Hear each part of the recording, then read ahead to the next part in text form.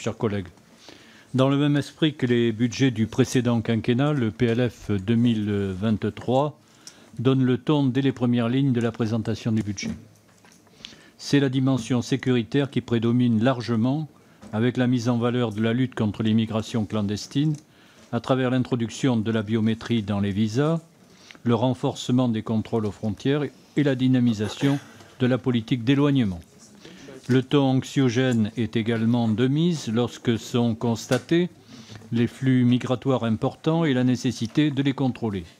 À cet égard est annoncé un particulier effort pour lutter contre les filières clandestines qui exploitent la précarité des personnes souhaitant s'établir en France.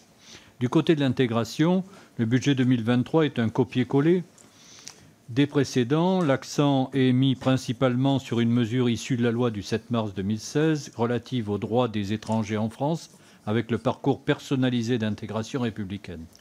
Le contrat d'intégration républicaine est signé chaque année par près de 100 000 personnes, dont les réfugiés font également partie. Les actions territoriales sont encore une fois évoquées avec la volonté affichée d'approfondir l'apprentissage de la langue française, l'insertion sociale et professionnelle.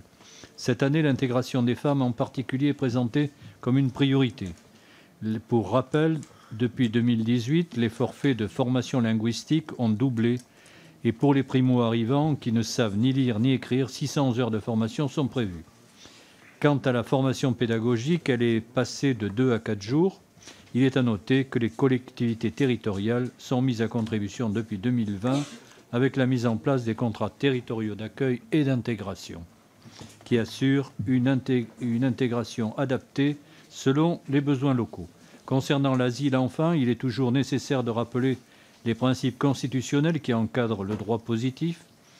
Il doit être garanti à toute personne l'examen impartial de sa demande par un établissement public.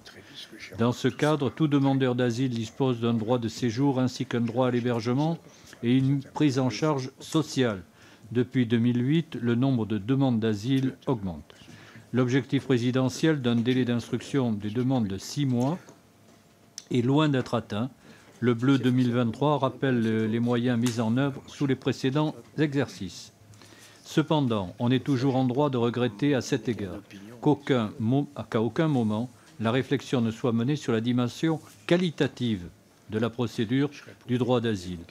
Alors qu'il s'agit d'un droit constitutionnel, la question principale devrait consister à se demander si nos procédures permettent d'assurer son effectivité, oui ou non. En tout état de cause et pour ces raisons, le groupe des députés socialistes ne votera contre les crédits de la mission.